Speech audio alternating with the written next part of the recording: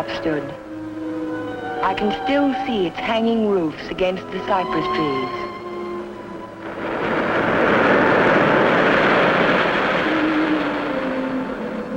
But Hilltop is no more. There is only a scar of jutting rock where once its windows glittered in the California sun. My Aunt Amelia's house still stands next door. I was a welcome guest within its walls, but to me it will always be a house of fear.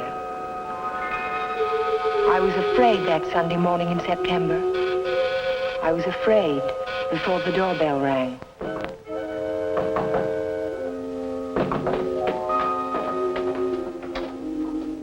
Morning, Ellen. Good morning, Ray. Hello, Amelia. Where is he? Where's Cohalan? Jeff? Why, what's wrong? It's a wonder you weren't murdered in your bed. Dr. Hartley told me this morning I won't permit him to stay in this house another day. What is it, Major? What's the matter? It's all right. It's all right, Amelia. I'll handle this. Where's his room? It's there, Just but leave this to me. I'll take care of Cohalan. Cohalan! Cohalan! Are you in there?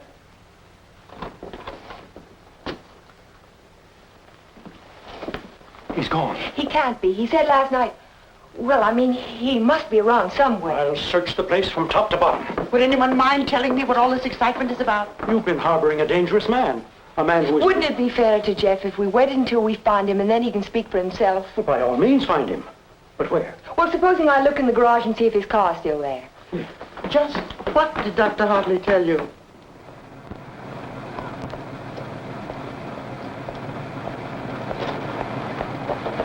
Jeff? Jeff, are you in there? Jeff? Jeff, are you all right?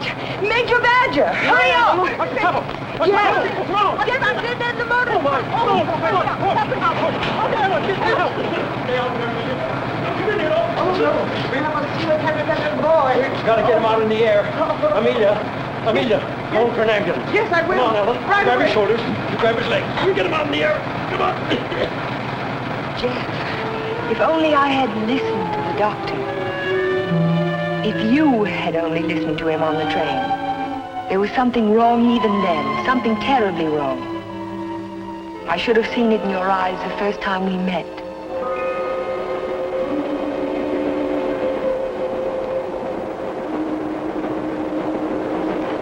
Well, hello, Jeff.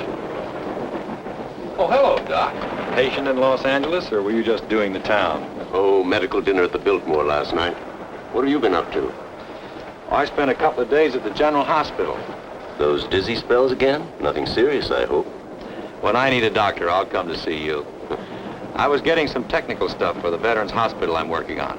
Didn't I hear somewhere that Ben Shepherd donated the land for it? That's right. Join me in a cup of coffee? No, thanks. I've just had breakfast. I'll see you later then. Oh, Jeff, Yes? I don't like those recurring periods of depression of yours. Why don't you come in and let me give you a checkup? One of these days.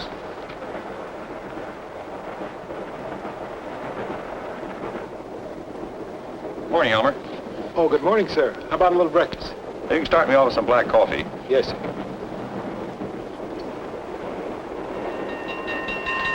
May I? Yes?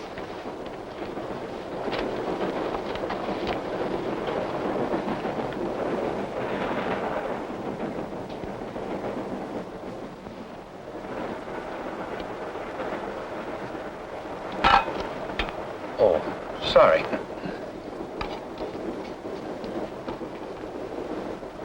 Go ahead, throw it. I'll just save the train from being wrecked. By throwing salt over your shoulder? Oh, by showing proper respect for the powers of darkness. Powers of darkness. What have we here? A disbeliever? Let's see what the tea leaves say about you. Your coffee, sir. Oh, thank you. There's a trick my grandmother taught me. She learned it from an old witch in Ireland. And so you've been drinking coffee ever since? That's beside the point. I see your name scribbled on the bottom of the cup. It starts with an L, doesn't it? It does not. Ah, but it does. The tea leaves never lie.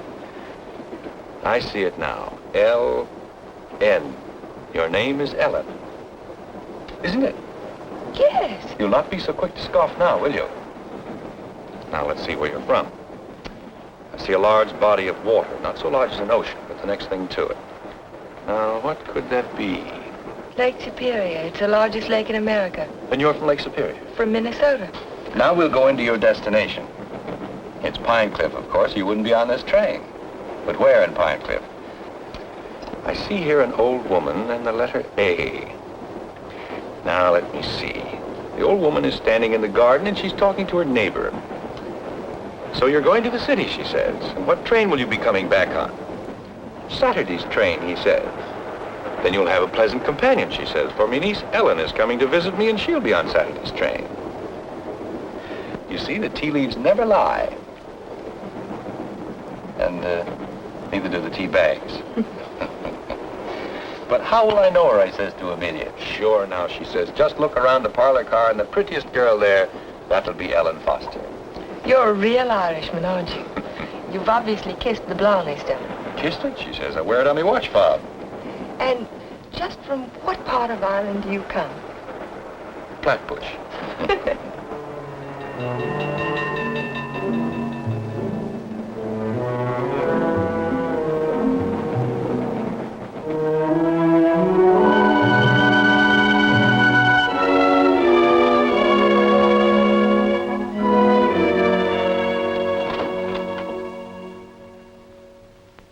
Good morning, Sue. Good morning, Mr. Cohalan. Mr. Shepherd here yet? Oh, he's in his office.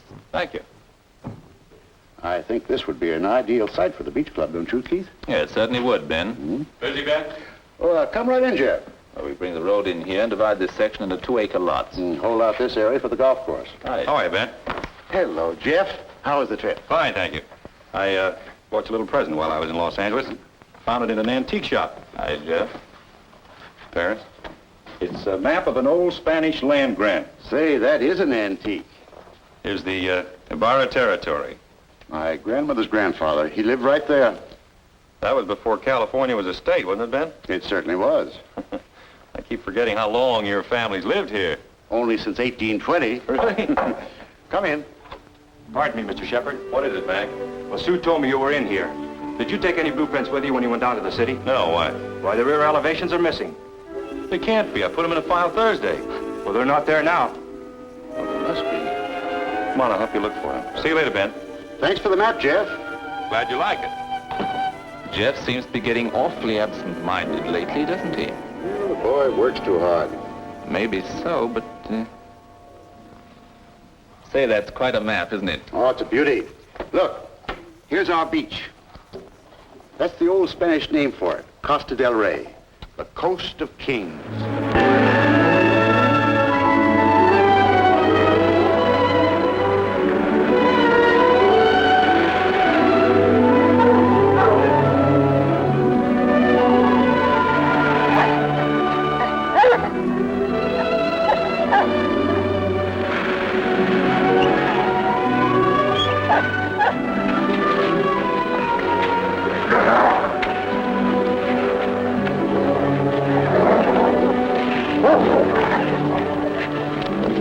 Down, mister, down. Don't be afraid of him. He won't hurt you. Well, I hope he didn't tear your coat. oh no, it's all right. I don't know what got into him. He never barks at people. He seemed to think I was an intruder. Oh, yes. Of course, that must be it. Is this a private beach? Oh, no. It's just that there was someone who used to sun here beside this rock. Well, I'll forgive him this time. I must say you own a very particular dog. I don't own him exactly. They own me. Shamrock and Mr. O'Grady. Mr. O'Grady? Isn't that an odd name for a German Shepherd? Well, it's Herr von Gradenstein on his papers. I translated. Well, I guess I ought to go home. I'll walk along with you.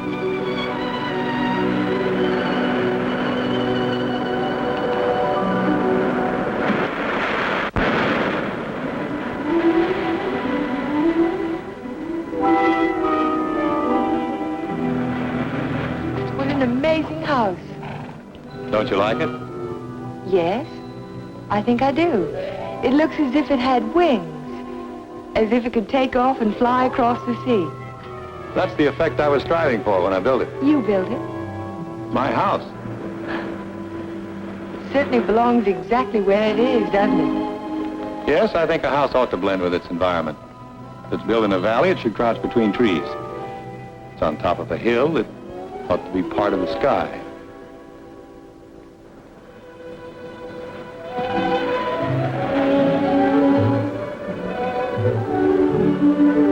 As soon as I put Shamrock up, I'll walk the rest of the way with you. It's nice of you to insist. Isn't it? I'm beginning to like your house more and more. You can't take it all in at the first glance, can you? No, it's like some people that way, I guess. You have to know them a while. Like you, for instance? Yes, I suppose that's true of me, too. We don't have houses like that in Minnesota. Do you mind if I take a closer look at it? I thought you said you were late. Oh, another 10 minutes won't matter.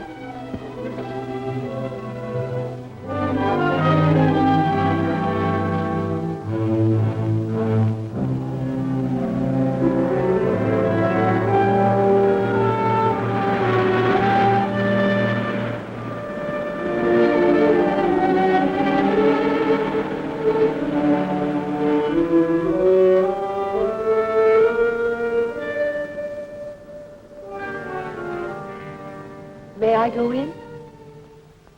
Why, of course.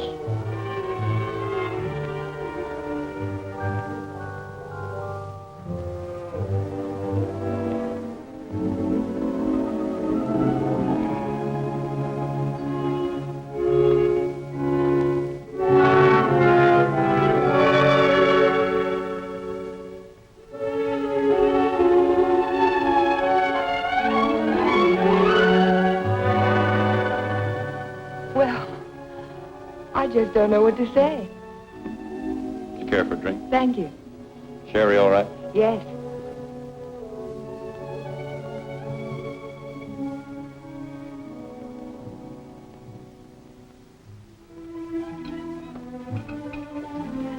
What an unusual picture. It's by Del Lopez, the Mexican modernist. Thank you. What's it called? Doesn't have a name. What does it suggest to you? Well, it's not real, but then it's not real either. It might be a garden in a dream. It might be. Or he dreamed of the girl who belonged in the garden. That's pretty good. And then she became more important than the garden, and perhaps that's why she's out of proportion. Perhaps she did. Perhaps that's why a woman gets out of proportion to a man. I really don't know anything about modern art. There isn't anything to know about it. It's like music. Its form doesn't have to copy nature to please the senses. Or does it? We were talking about art. I was talking about figures. Are you interested in figures? I have a Sivigliano. You have a what? Sivigliano, an Italian sculptor. I bought one of his porcelains with my first fee. Would you like to see it? Yes, I would. Where is it? Over by the window. Come on, I'll show it to you. This is my good luck charm. It's called Hotai, the Chinese goddess of chance. Sivigliano always...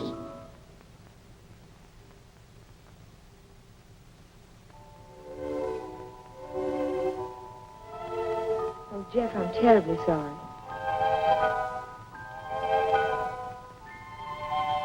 Can it be mended?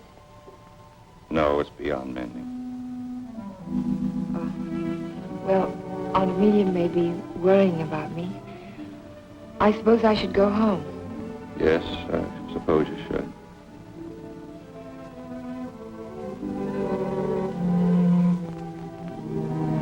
Goodbye.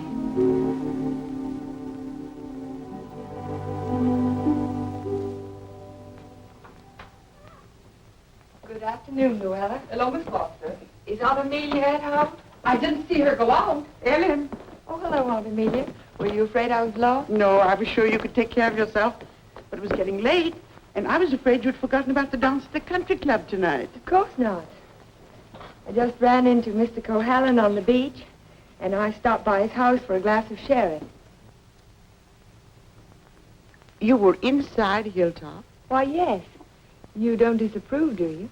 After all, I'm a little old to need a chaperone. But no one's ever been inside Hilltop before. No one. Except Jeff. It's funny. He built it for his bride. Then there's a Mrs. Cohalan. No, Vivian was killed the night before the wedding. How awful. Aunt Amelia, Yes, dear. what was she like? Vivian, she was the most beautiful girl you ever laid your eyes on. She was Ben Shepherd's daughter. Ben Shepherd. Ben owns most of Pine Cliff. That's why it was such a perfect match. Jeff was a protege of his, more like a son. And when he fell in love with Vivian, Ben was delighted. Of course, he adored Vivian, especially after her mother. And I shouldn't talk about a mother. It was such a scandal. Poor Ben. Aunt Amelia, you said that Vivian Shepherd was killed. Was it? It was an accident. Jeff told Ben it was bad luck to have a party before the wedding, but Ben insisted. There were so many people there. Jeff and Vivian stole away in her car, and 5 minutes later she was dead in a collision on 12-Mile Drive. You never can tell what private tragedies people have had, can you? I mean, when you first meet them. He seemed so light-hearted on the train. He can be that way sometimes. The next minute he's strange, like never inviting people into his home and never mentioning Vivian's name. I can tell you one thing, we've been pretty worried about Jeff, but the way he's been acting. Well, how would you expect him to act after a shock like that? Seeing the woman he loved killed right in front of his eyes? It's a wonder he didn't go out of his mind. Don't get so excited, dear. I'm sorry. And don't get too interested in Jeff Cohalan. There are other attractive men in Pine Cliff. Oh, men who aren't... Men who aren't what, Aunt Amelia? Well, after all, he has had a tragedy in his life, and it's only a year ago. Hadn't we better get dressed? Yes.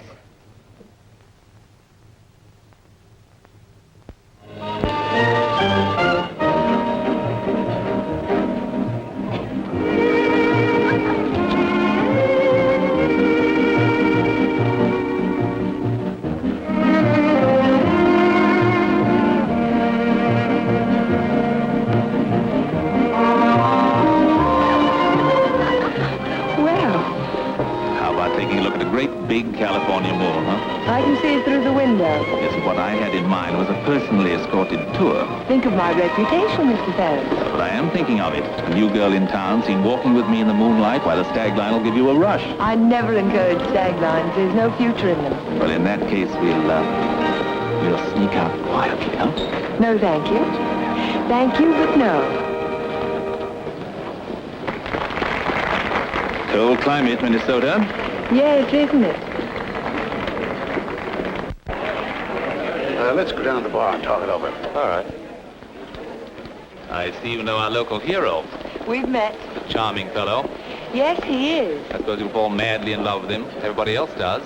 Except you, Mr. Ferris. Oh, I think he's just ducky.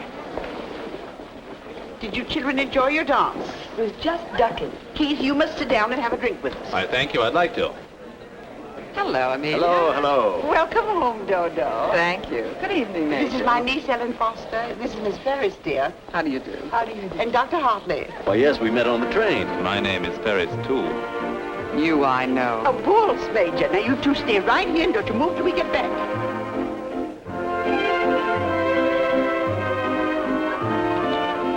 Miss Foster, the only dance I know is a waltz. Will you risk it with me? I'd love to, Dr. Hartley.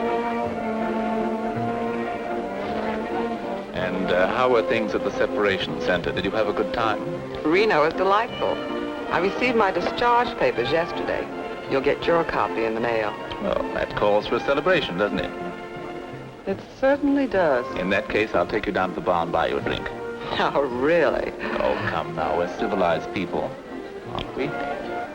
Well, I guess it can't do any harm. You know, I think it ought to be a lot of fun, now that we're not married anymore.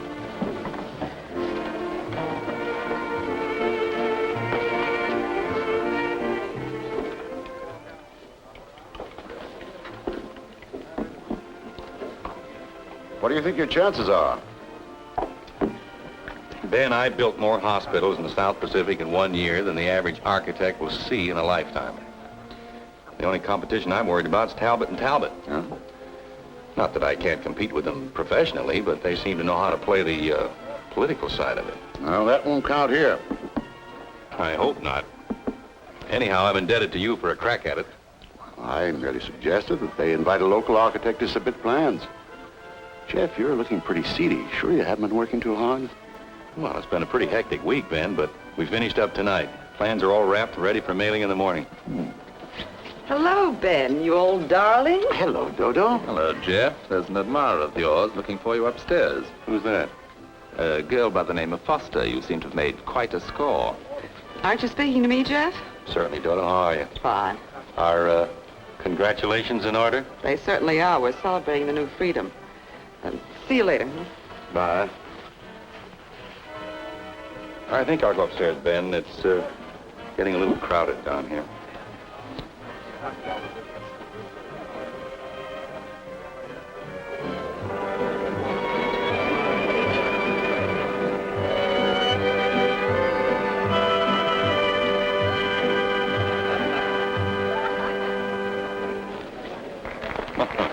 Too long? I'm completely exhausted.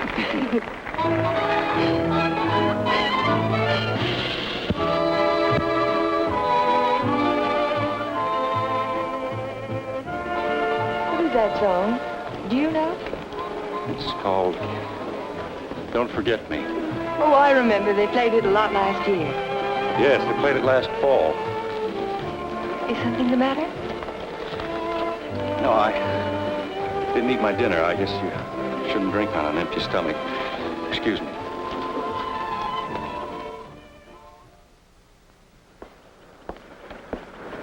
Here, Butch.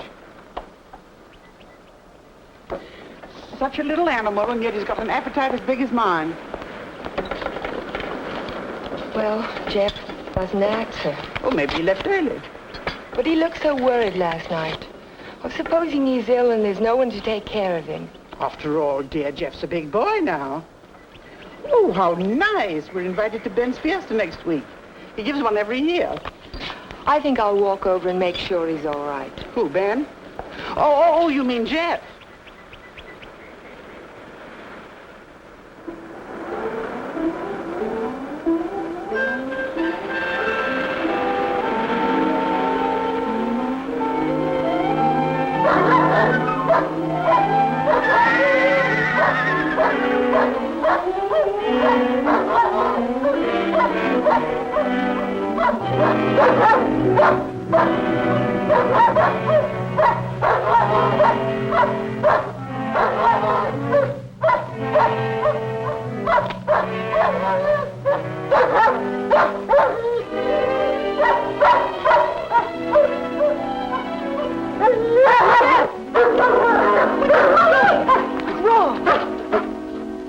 Look at his right front leg.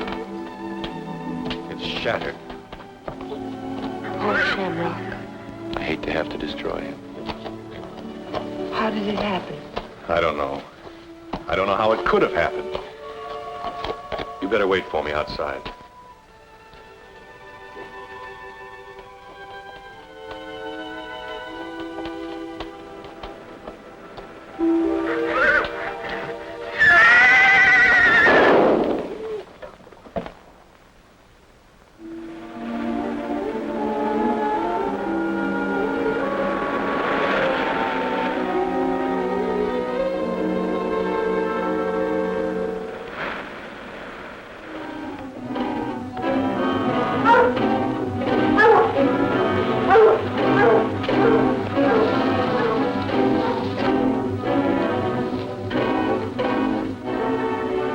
Which way he went? Who? The man. What man? He was hiding in the bushes. Didn't you see him? No. I only saw some branches move, that's all.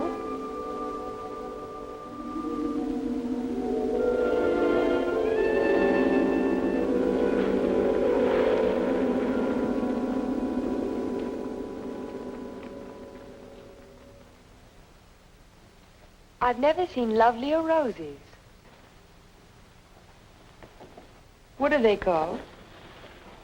Matador, I believe. They grow on the bush out on the terrace. Matador?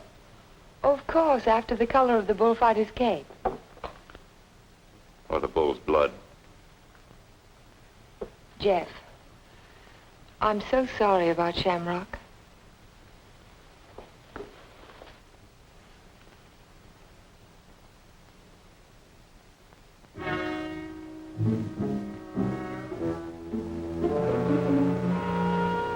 Helen, you better go now. You're not safe with me. Do you understand? Suppose I don't want to be safe. Please go now. I'll call you later. All right, Jeff.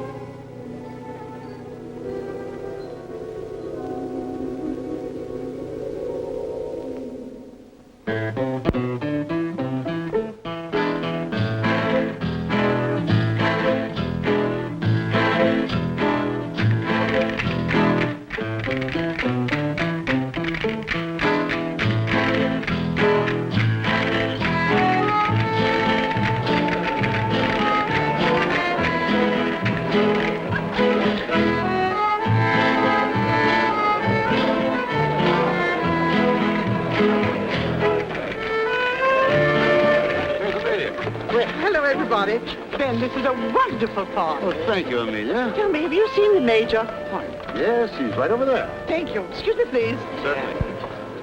Will you excuse me, please? All right, Ben. Thank you. Major, I wonder if you could tear yourself away from these charming people and come and speak with Mrs. Atkinson. She's dying to talk to you. You know, for a woman my people's age. Go ahead, tell me. What does a certified public accountant do? Especially a pretty certified public accountant. I compile actuarial tables for an accident insurance company. What are the odds against a man fracturing his arm? That sort of thing. Oh, what are the odds? 90 to 1 that you won't break your arm this year. Well, that's good. But if you do, it's 2 to 1 that it'll be the right arm. Or have you noticed that in your practice? No. What I've noticed is that my patients have all their fractures just when I'm ready to sit down to dinner.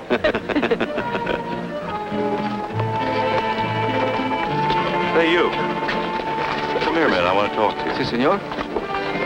Didn't I see you around my place last week? Me? Me, no, senor. I'm sure I saw you hanging around my stable. Me? No, senor.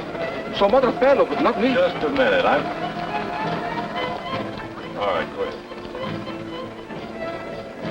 Well, I wonder what that was all about. Oh, the morning after the dance, I went over to see if Jeff was all right, and there was a prowler behind a bush. Did you see him yourself? No, but Jeff did. Oh. Cigarette? Thank you. Did you ever compile any figures on the incidence of mental diseases for your insurance company? No, they weren't on our list. Interesting subject. Who's sane and who isn't? Hard to tell sometimes. Do you know anything about paranoia? It's a form of hallucination, isn't it? Delusions of persecution. Starts with an inability to withstand stresses. Normal person experiences misfortune, throws it off sooner or later. But if a person is psychotic to begin with, he may start to imagine things. He might even begin to imagine there's a conspiracy against him. That's when he gets dangerous. Do you have a specific case in mind, Doctor, a person that you're treating? No, it's out of my field. I'm a general practitioner, not a psychiatrist. Senor Doctor. Yeah. Lady call on telephone, very sick. You come right away? Did you get the address? Si, senor. Oh, thank you.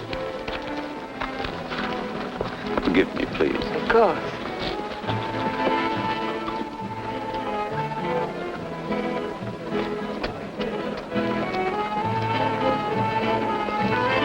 Are you sure, Jeff? Ben, I'm positive it was the same man. Well, I'll talk to him if you want me to, but you know how it is with those fellows. They all look alike if you don't know them. Maybe you're right, Ben. So the guy gets up and he says, Keith, you take a powder. Oh, the guy was bigger than I. So what could I do? The same thing happened to me, only he wasn't so tall. Oh, I remember all too well. Remember that evening? Excuse me, honey. I'll be back in a while. Certainly. Because the rest of the committee feel that a local architect should have the job. Ben, may I see you a moment? Surely. Excuse me, Jeff. Certainly.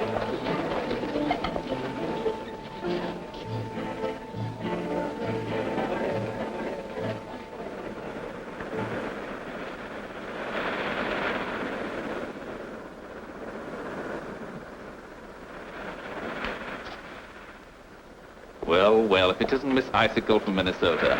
Good evening, Mr. Ferris. Call me Keith. It was nice of you to find this secluded spot. Are you always this way when you've been drinking? Oh, now, this Miss Prim and Proper business didn't fool me for a minute. I spotted you the first night. Don't. You don't have to pretend, honey. Just relax and enjoy it. Stop it. You kidding?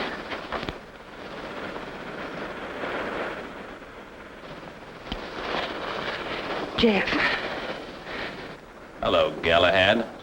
Been playing Peeping Tom? Get out. Don't be ridiculous. As I was Would you saying, mind honey, leaving us alone? Jeff, please I'd like to don't. have a few words with him. Privately. If I ever catch you around Ellen again, I'll run you out of Pine Cliff. Galahad, you frightened me. I'm warning you, I mean it. Keep away from her. I know too much about you. So what? You'll never open your mouth. That's the beauty of it. It's your story, and you're stuck with it. I don't have to open my mouth. I can close yours. What are you two boys arguing about? What does anybody ever argue about? Politics. Oh, politics. Keith, will you do me a favor? Dr. Hartley had to leave on an emergency call. Will you see that Dodo gets home? She has a little headache. I'd be glad to. Ben, don't you think maybe I'd better? Look, I pay her alimony. I'll take her home.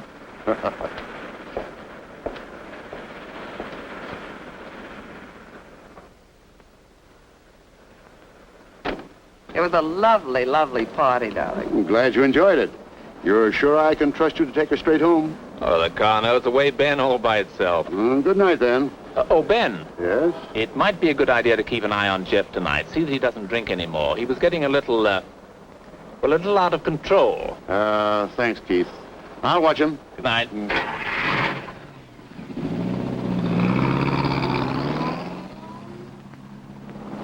Still cutting the lad's throat, I see. An inch at a time. Every little bit helps. Helps what? Or is it just pure meanness on your part? Don't be stupid. Ben hasn't any heirs, has he? All that money and not even a second cousin. Suppose he should take a notion to leave it all to Cohalan. Where would I be? Out in my ear the day after the will was filed. Well, you don't think he's going to leave it to you, do you? No. No, I'm voting for charity, with Keith Ferris as administrator of the estate. What would you think of a Vivian Shepherd Foundation for something or other? That turns even my stomach. Oh, I'm very well, thank you. You were in the cavalry, weren't you, Major? Well, I'd like to ask you a question. Can a horse break its leg in its own stall? What's that? You think it's a chance in a million? No, I was just computing the odds on an accident that happened last week. Well, thank you very much for the information, Major. Good night.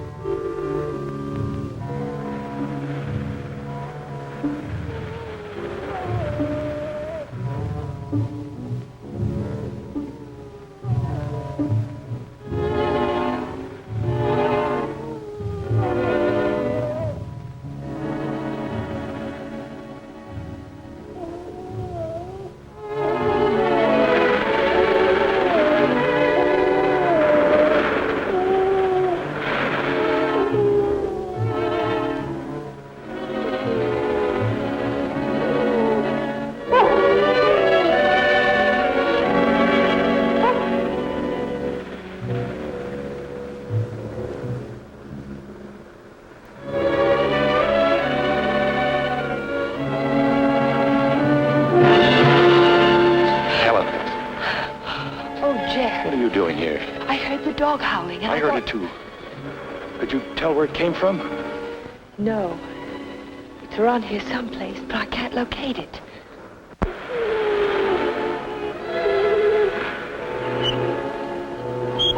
Jeff, listen.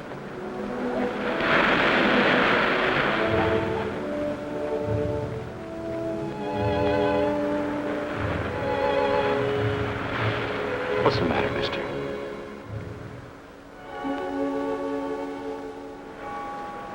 He's gone. Oh, Jeff.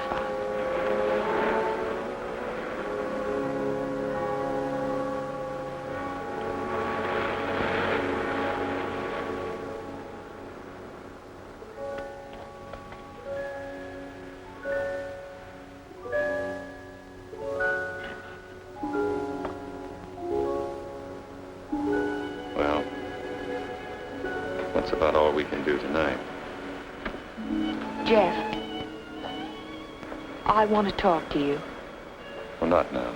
I'm sorry, I didn't mean to be rude, but I'm just not in the mood for conversation. You have to listen. It's important. Well, let's go up to the house.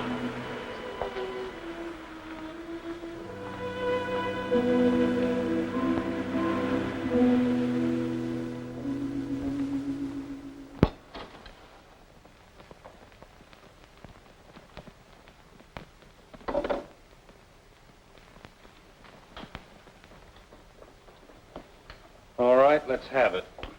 I talked to Major Badger tonight. He can't understand how Shamrock could break his leg in his own stall. Well, he hasn't anything on me. I can't understand it either.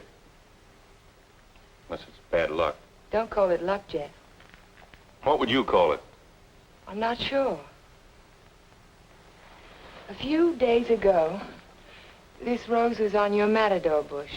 It was alive and beautiful. Now it's dead. Was that bad luck, or was it cause and effect? You picked it, so it died. I didn't pick it. The whole bush died overnight for no reason. There must be a reason. There's always a reason for everything. Is there? Maybe you can give me a reason for this. Take a good look at it. It looks different. Is it the way the light hits it? It isn't the light, it's the colors. Look at it again. Oh, I see what you mean. They faded, haven't they? All the life's gone out of it. Your rose bush dies. Your painting fades. But have you ever had a common, ordinary fall, Jeff? What do you mean? 65% of all accidents are falls. Falls down a flight of steps, falls out of a tree, falls off a ladder, or in a bathtub. But nothing of that sort ever happens to you. It's too ordinary. Your kind of accident has to be unique. What are you driving at? Your bad luck, Jeff. It's a little too bad to be true. Your porcelain figure fell off the table while nobody was in the house. Shamrock broke his leg while he was in his own stall. Now your picture fades. It's too bizarre, Jeff. The impossible can happen, but not over and over again. Are you trying to tell me they didn't happen? No, they happened all right, but it wasn't luck. Can't you see the pattern that runs through all your accidents? Shamrock, Mr. O'Grady, your picture, your statue, your rose bush, and the collision on the highway last year. That's when it all began. 6 accidents, and every one of them killed something you loved. Do you know what the mathematical odds are against a run like that?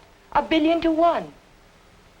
Are you telling me they weren't accidents at all? No, I'm only trying to tell you that lightning can strike twice in the same place, Jeff, but not 6 times.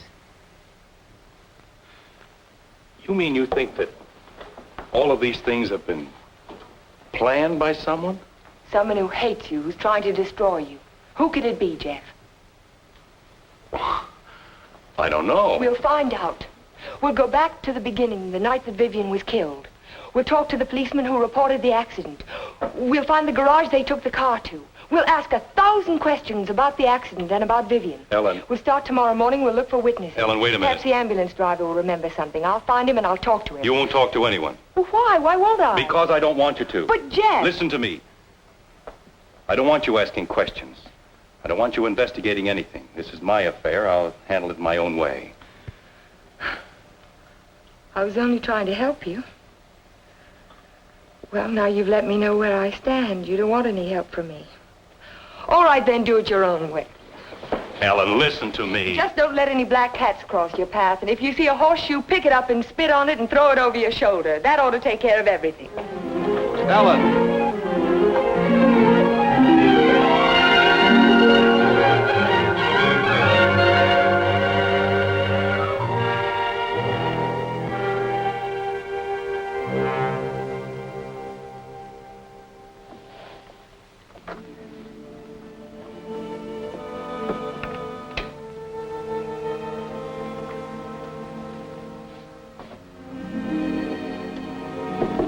Come in. Hello, Aunt Amelia. You didn't tell me good night, dear. I'm sorry. Is anything wrong? No, there isn't anything wrong. There isn't anything right either. I saw you come home. You were at Jeff's again, weren't you? Yes. I don't want you to think I'm an old busybody, but I'm all the family that you have, and it would help you to talk to someone. What is there to talk about? He doesn't love me, he never will. He's in love with a memory. I tried to warn you to be sensible.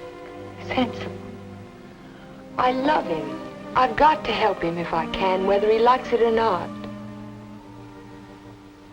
I know. Good night, dear. Good night, Aunt Amelia.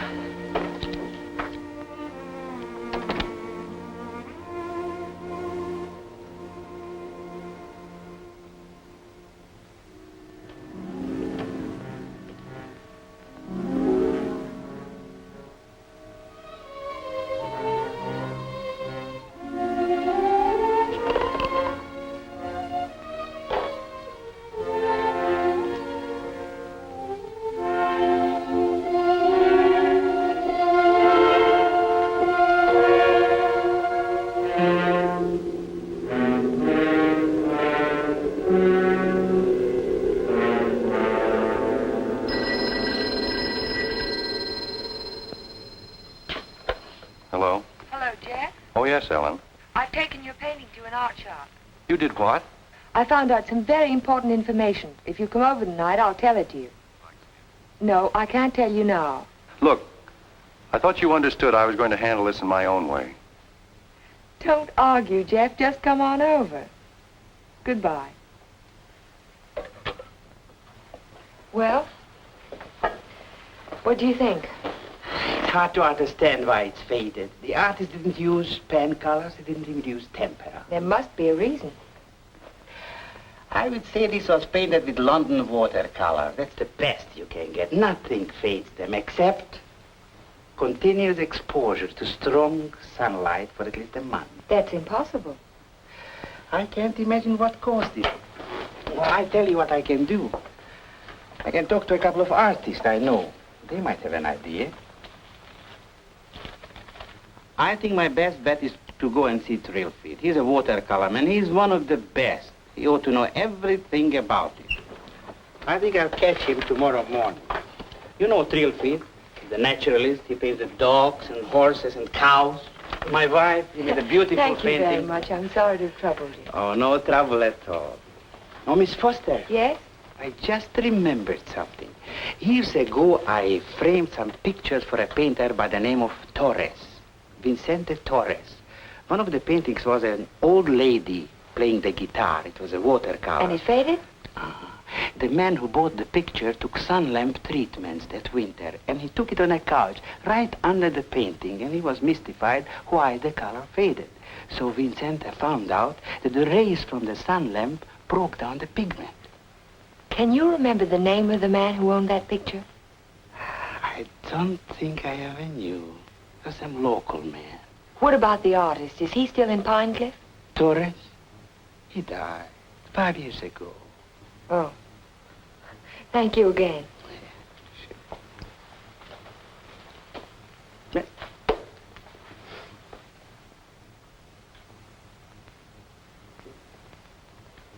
Very strange. Have you told anybody else about this? Of course not. But someone in Pine Cliff knows that you can fade the colors out of a painting by turning a sun lamp on it. If we can find out who owns that picture, Jeff, the portrait of the old woman with the guitar... What would it prove? If somebody wants to destroy a painting, there must be 100 easier ways of doing it. That's not all. Read this.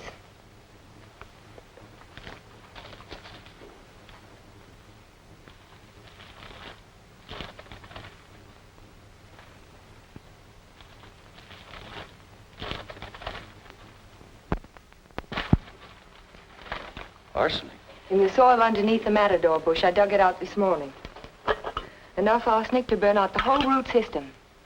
It didn't get there by accident, Jeff. Someone put it there. Someone who knows how to poison a rose bush. Or a dog. Or a man's life. Would you really like to help me? You know I would. Then forget it. Forget the whole thing. But there was poison in the root system. The chemist told me. You never saw the chemist. You never heard of a portrait of an old woman with a guitar. Do you understand? No. No, I don't understand.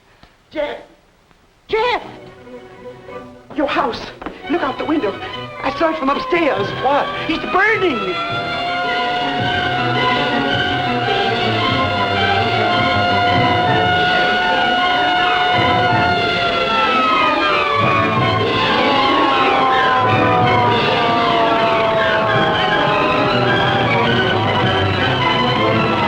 Sorry, we won't be able to save much, Mr. Cohalan. The fire got too big a start. Everybody stand back. Out of the way, please.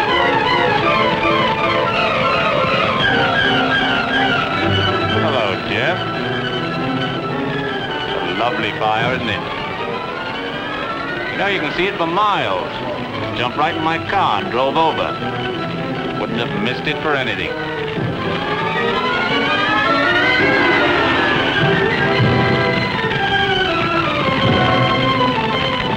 I'm so sorry, Jeff. Such a beautiful house. I'm glad it's gone.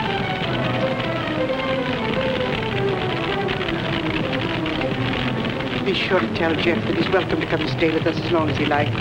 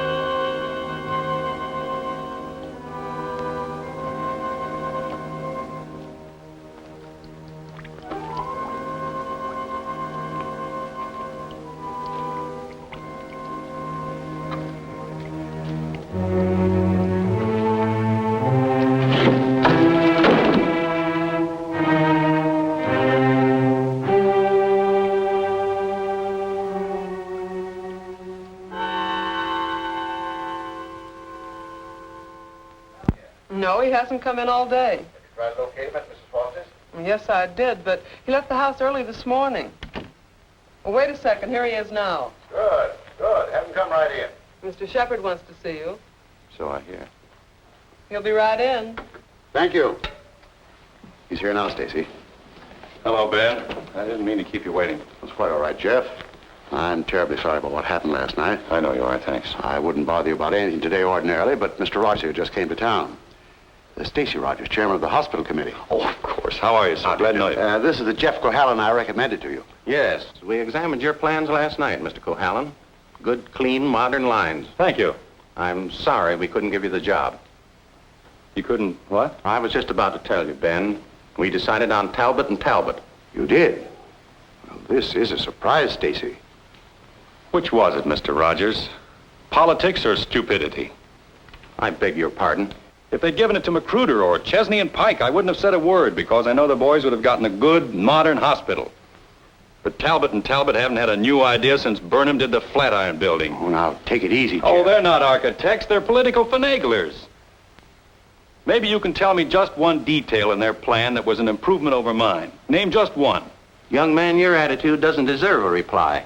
But since you're a friend of Mr. Shepard's, I will say to you that no member of the board, myself included, could understand how a reputable architect would submit his design for an important building with no interior detail whatsoever.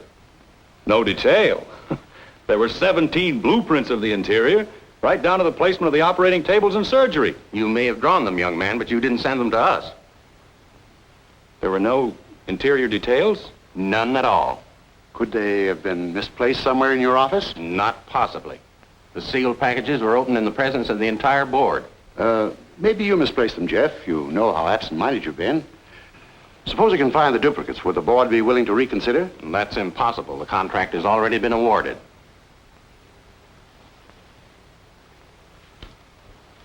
Well, this is quite a shock, Stacy. I felt sure that Cohalan would get this job. Oh, I'm sorry, Ben, but you understand my position. Jeff, you weren't going off without me, were you? Without you? You told me to drop in at 5:30 and you'd drive me home. Do you remember? I'm not going home now. Was anything wrong? Everything's wrong. Come on, let's get out of here.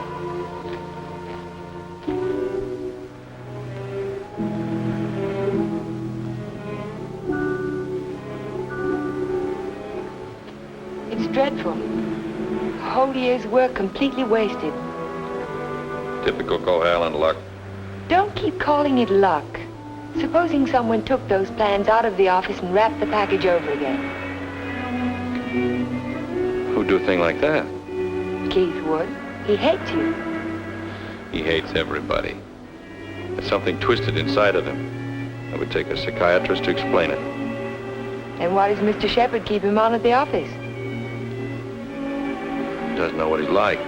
Dodo must know. She acts as though she's still in love with him. There are women who love men like Keith. Take a psychiatrist to explain that, too. It's getting kind of late. I'd better drive you home.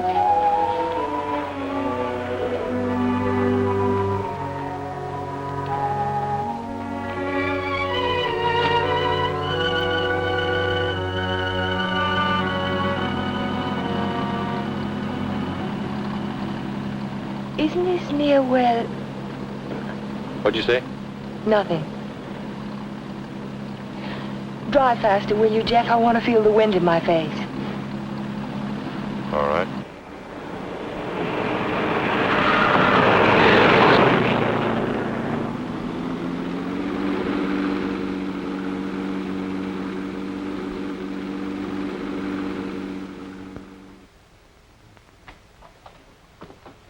Here you are, Miss Foster. 296 Hall Street, Fall River, Massachusetts. Thank you very much, Sergeant. Just one thing more. The accident happened on 12 Mile Drive, didn't it? That's right. Just 3 miles from Pine Cliff. Thank you very much. Traffic Department. Miss Foster. Who? Just a minute, please. Oh, Miss Foster. It's for you. For me? Hello? Miss Foster? This is Dr. Hartley. Oh, hello, Doctor. How on earth did you know I was here? My office is just across the street. I saw you go into the police station as I parked my car. Are you in trouble, Miss Foster? In trouble? Why, no. I mean, not exactly. I think you better drop into my office. Can you come over right away? Well, I have a long-distance phone call to make first. Well, just as soon as you complete your call. Yes. I think I could come by in about 20 minutes. Thank you.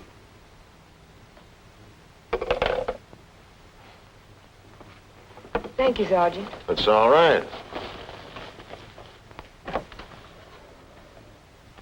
Miss Foster. Hello, Dr. Hartley. Come in. Come in. I was startled when you telephoned me at the police station. Well, I'm very glad I spotted you when I did. Why did you ask me if I was in trouble? Well, the fact is, I'm in rather an awkward position. But your aunt is getting along in years, and I didn't want to disturb her unduly, so I thought it best to discuss this matter with you. Sit down, sit down. Thank you. Yes, Doctor? Since I'm your aunt's physician, I feel it's my duty to inform you that she isn't safe. That neither one of you is safe, for that matter. So I wanted to get your permission to speak to your house guest, to ask him to move to a hotel. But I don't understand. What has that to do with my aunt's safety? Yes, I was afraid you'd ask me that. The fact is, you're forcing me to take an unethical action. The man isn't my patient, and even if he were... Whatever it is you're trying to say, Doctor, why don't you just go ahead and say it? Yes, you're quite correct. I'll come to the point. Let me say that I believe your house guest, Mr. Cohalan, is definitely paranoiac. He seems to have all the obvious symptoms of delusions of persecution. If that's true, then you and your aunt are in a hazardous position. Two helpless women in the same house with a man who may become dangerous at any moment. We can't allow it. May I ask you a question, Doctor? Certainly. You speak of delusions of persecution, but... Oh, a delusion is imaginary, a thing that never happened. That's right. But Jeff's dog was poisoned. His house was burned down. That was no delusion. I saw it myself. Did you see the gasoline can? Gasoline can? The gasoline can the police found in the ruins of Hilltop. It was an unusual type of container. Only one store in Pine Cliff sells them. And that store sold such a can to Jeff last Monday. How do you know? The chief of police told me so this morning. But I don't see how. And that isn't all. The body of the dog was disinterred. He died of arsenic poisoning. 2 days after his master brought a package of weed out. Are you trying to tell me that Jeff burned down his own house, that he poisoned his own dog? That's impossible. No man in his right mind... Exactly. No man in his right mind. But why? Why would he do a thing like that? Listen. Listen to this.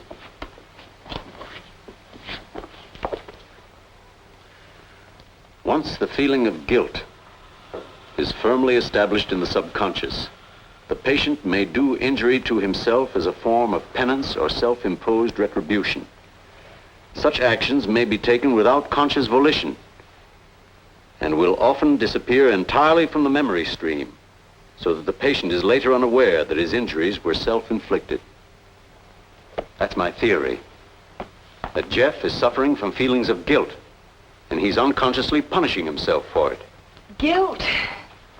You keep talking about guilt. I don't understand you. What is he guilty of? His fiancée was killed in an automobile accident a year ago, and he was at the steering wheel at the time. It would be an unusual man who didn't reproach himself under those circumstances, even if he was blameless. And if he thought he was responsible for the death of the woman he loved, if the thought began to prey on his mind, it's rather an obvious theory, isn't it? Yes. Then I have your permission to speak to him. I'll be as tactful as possible.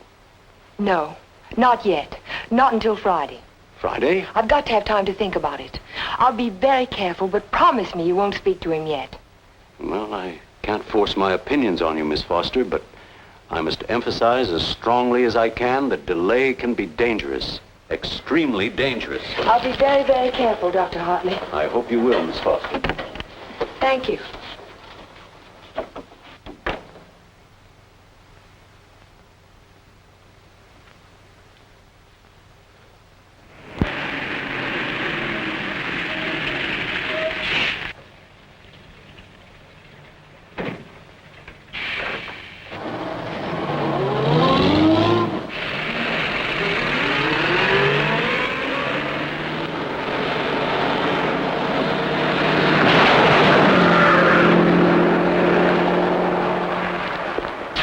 That man must be crazy.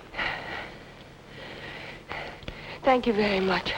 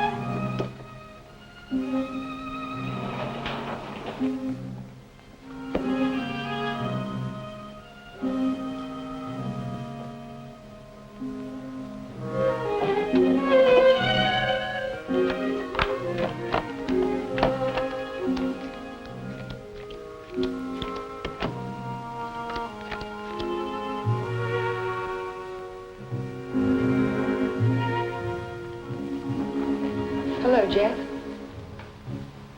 Hello.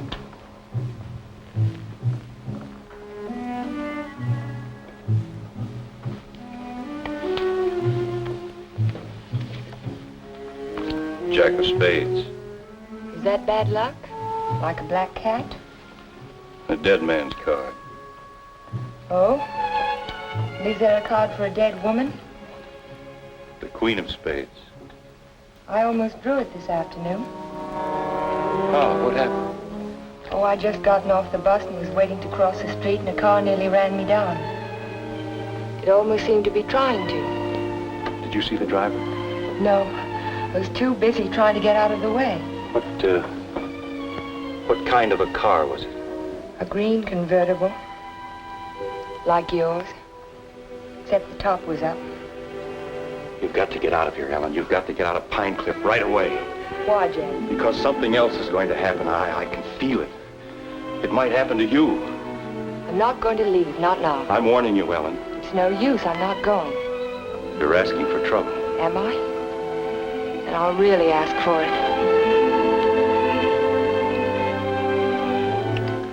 Watch yourself closely. Watch yourself every minute. Don't trust anybody. Not even you? Not even me. Well, I think I'll go to bed now. Major Badger said he'd come by in the morning and take us to church. You won't forget what I said. You'll be careful. I'll be careful.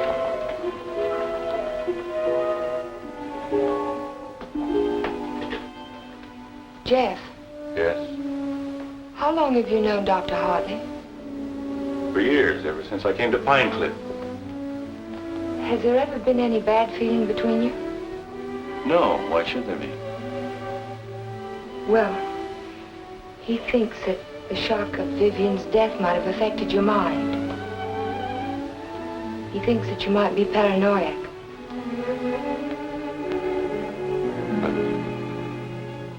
You don't think so, do you?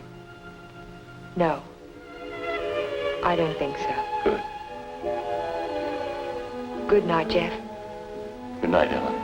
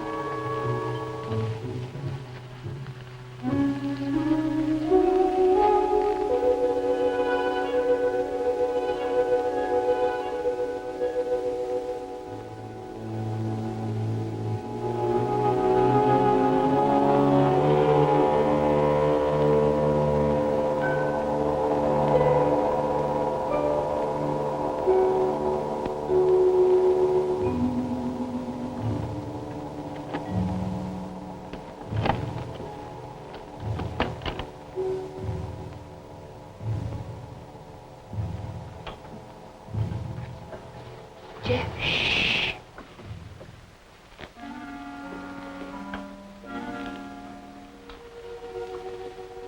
I had to see you again.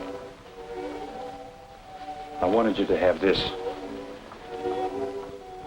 Don't be afraid to use it if you have to. I want you to wait for me tomorrow morning. Tomorrow morning? You mustn't leave the house. You mustn't leave the house without me. Promise you won't. All right, Jeff. I promise. You won't forget when Major Badger arrives? No, I won't forget. Good girl. Good night.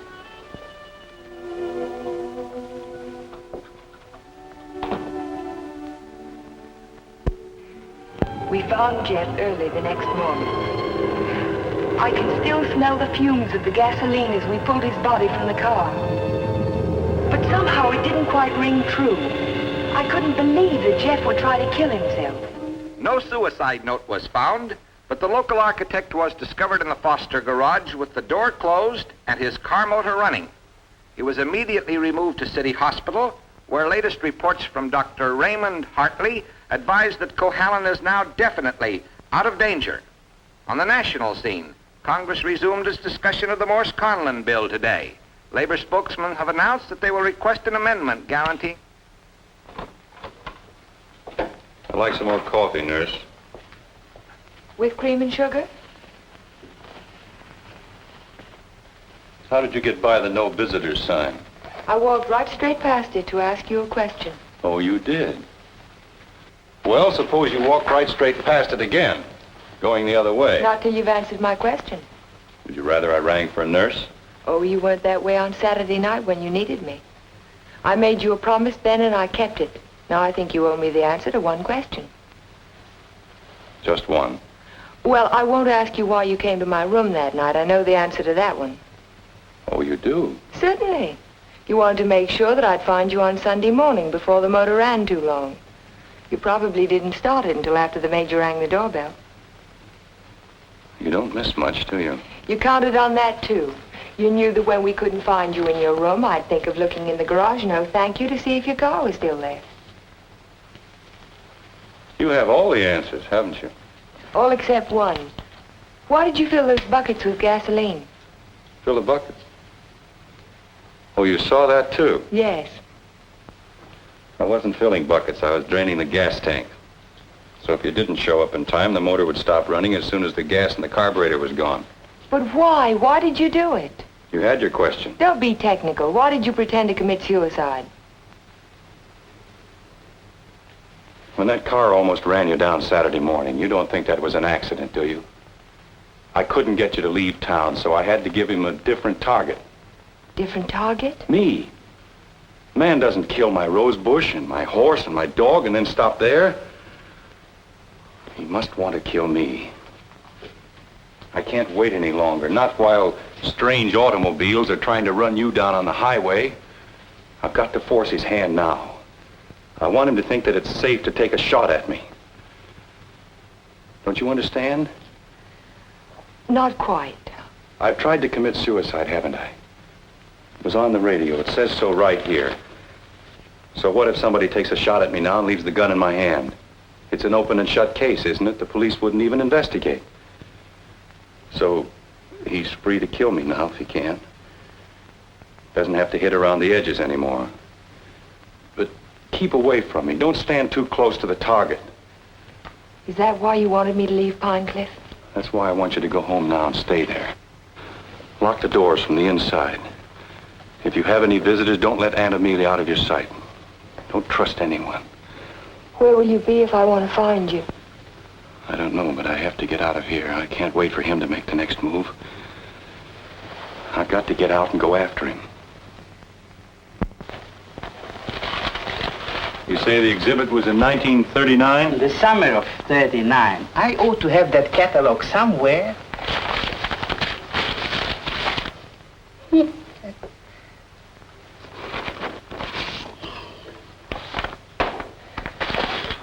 Here we are. And there's a list of all of the exhibitors in here? The back of the book. Practically every artist who might have known Torres. Oh, yes. This is perfect. Exactly what I was looking for. Thank you. Good afternoon. Yes? Are you Mr. Strabini? Strabini? Yes, that's me. Did you ever know an artist by the name of Vicente Torres? Vicente Torres? Yes. No.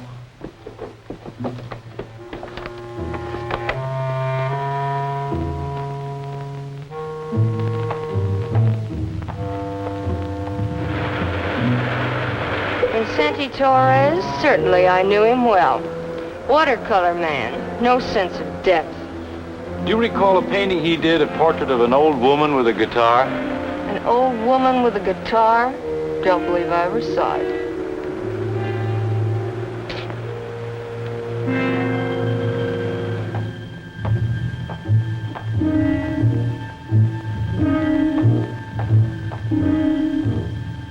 The old woman with the guitar?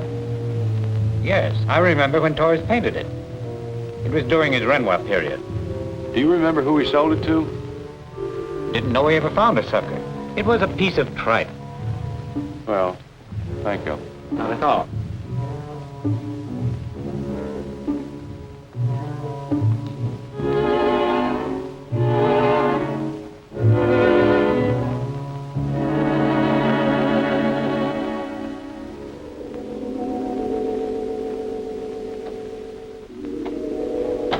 Why, Mr. Cohalan, Hello, Sue.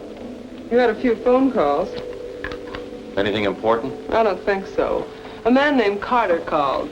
Said he was a friend of an artist that you knew. The name sounded like Boris. Was it Torres? Could be. Did he leave a number? No. He said he'd call back around 6. What's after that now? When Mr. Shepard's anxious to see you. He's still in the office. Okay. Shepard Estates. Oh, yes, just a minute. Mr. Carter. Hello? Yes, that's the man, Vicente Torres. Do you remember a watercolor he painted, a portrait of an old woman with a guitar? You do? Do you remember who bought it? You're absolutely certain? Well, thank you. Yeah.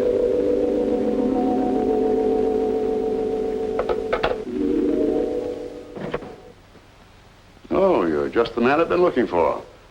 They wouldn't let me in the hospital, and you seem to have disappeared since you got out. Well, I had some important things to do, Ben. Well, anyhow, you're here now. That's the main thing. Of course, I know it was an accident, boy. You couldn't have done it deliberately. Couldn't I? Of course not. But just the same, you've been overworked lately. You're looking all fagged out. It's time you took a rest. Yes, I could use a rest.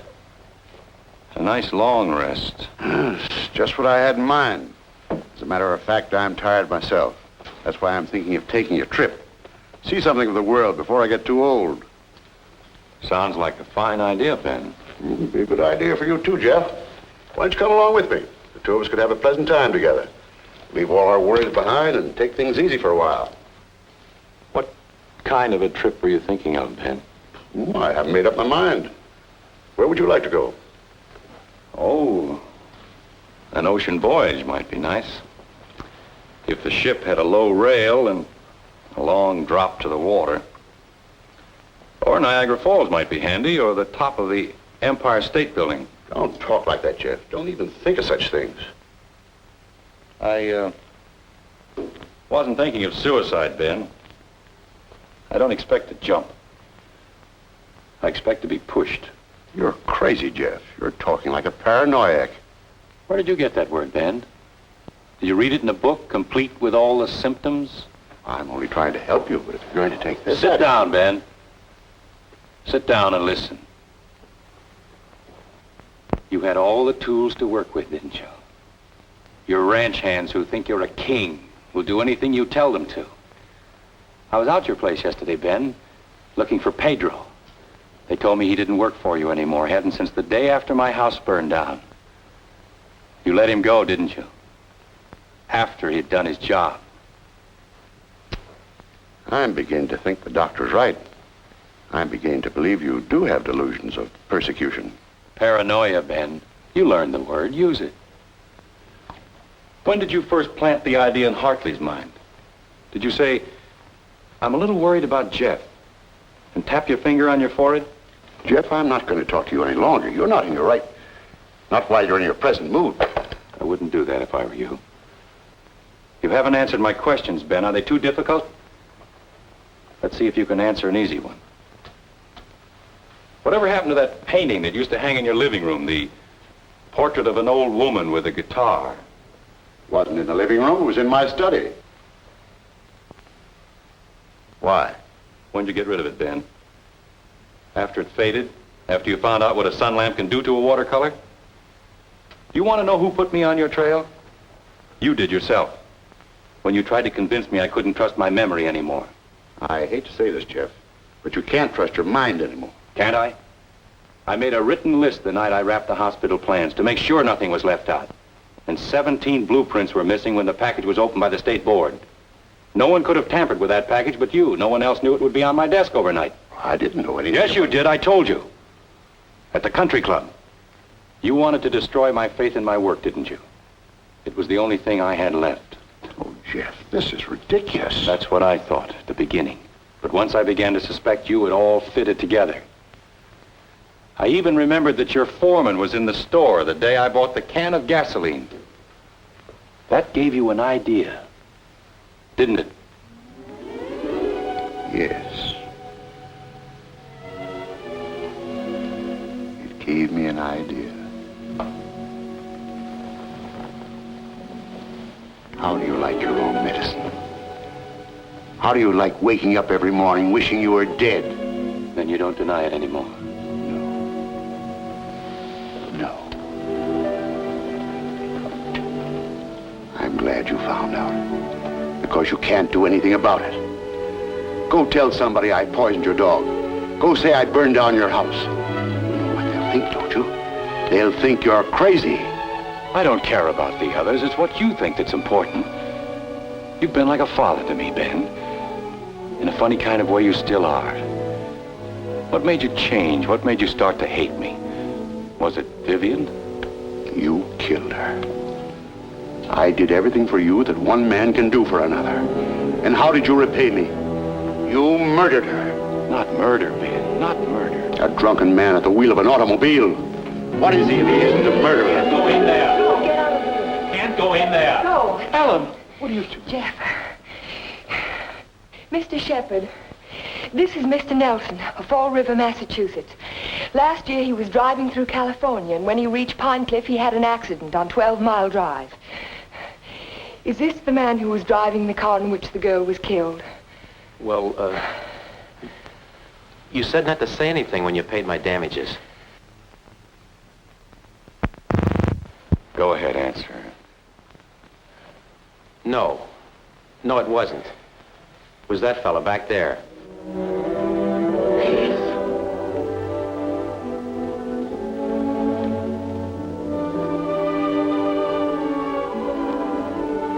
Thank you, Mr. Nelson.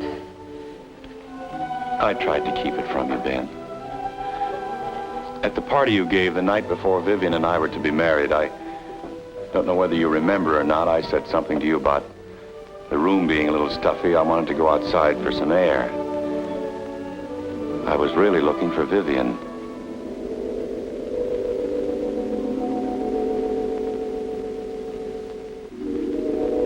I found her, all right.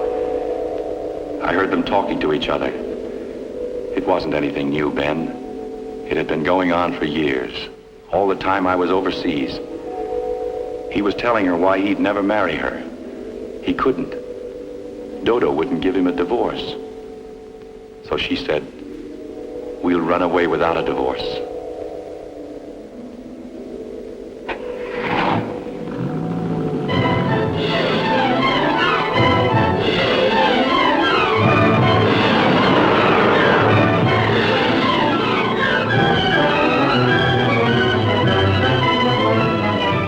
On the 12 Mile Drive. I didn't know where they were going, but I knew I had to stop them if I could. He was going as fast as the curving road would let him.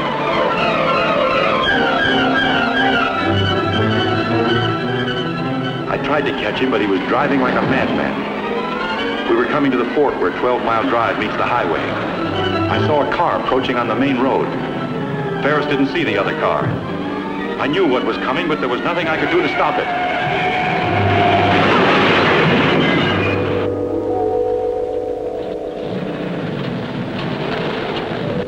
I jumped out of my car and ran toward the wreck.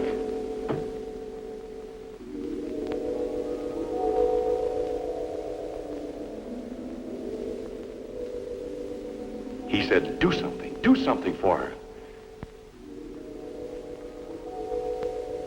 But there was nothing anyone could do for Vivian.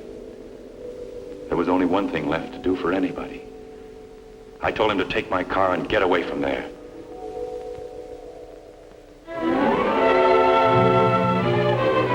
I didn't want you to find out how she died, Ben. Or what she was really like. Vivian.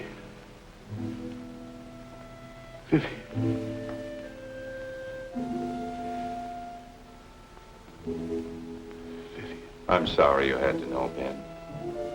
Even now.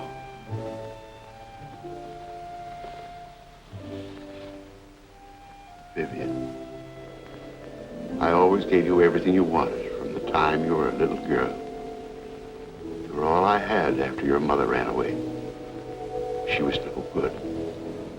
I never told you that, did I? Your mother was no good. Now you want to run away, too. You're just like her.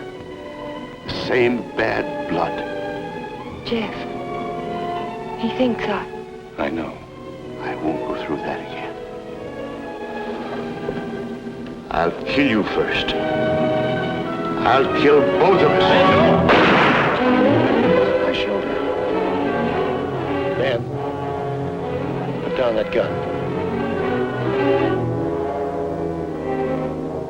Put it down. She ran away. She ran away from me. Call Dr. Hartley. Well, you finally fixed me with the old man, didn't you? But you'll never get any of his money now. He's as nutty as a squirrel. Now get out of here. Get out of Pine Cliff. If I ever see you again, I'll kill you. Dr. Hartley, this is Ellen Foster. Will you come over to Mr. Shepard's office right away? Yes, it's urgent. Thank you. It's all right, Ben. Everything's going to be all right. Vivi.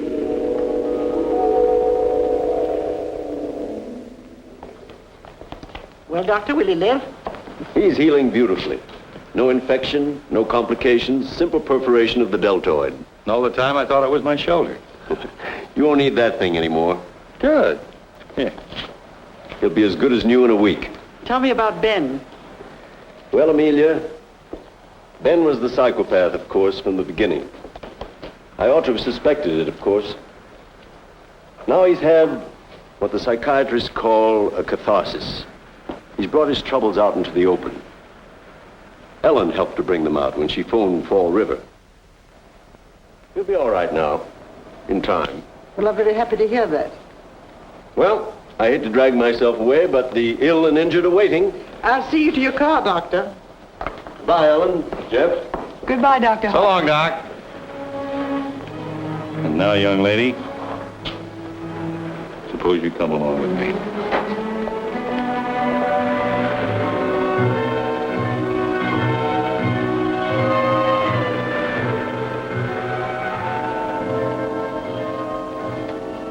Ellen. Yes, Jeff? There's something I've been wanting to ask you. Yes, Jeff? How in the world did you ever find that fellow from Fall River? Oh, I found him in the traffic accident records at the police station. What made you think of him? The way you drove your car on 12 Mile Drive the other night. You could never have driven so recklessly with me if you'd been at the wheel when Vivian was killed. Not on the same road in the same place at the same time of night. You're pretty smart, aren't you? No. Yes, you are. You're very smart. No, I'm not. Oh, yes, you are. No, because I thought that you loved her. I thought you loved her all the time. I never really loved anyone.